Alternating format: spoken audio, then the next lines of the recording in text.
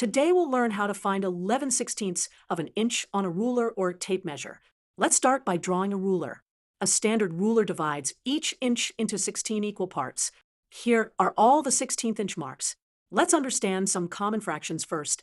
8/16 or 1/2 is here. 4/16 or 1/4 is here. And 12/16 or 3/4 is here. To find 11/16, we start at 0 and count 11 marks. 1, 2, 3, 4, 5, 6, 7, 8, 9, 10, 11.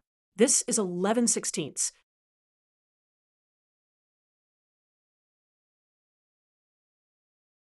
Notice that 11/16 falls between 5/8, which is 10/16, and 3/4, which is 12/16.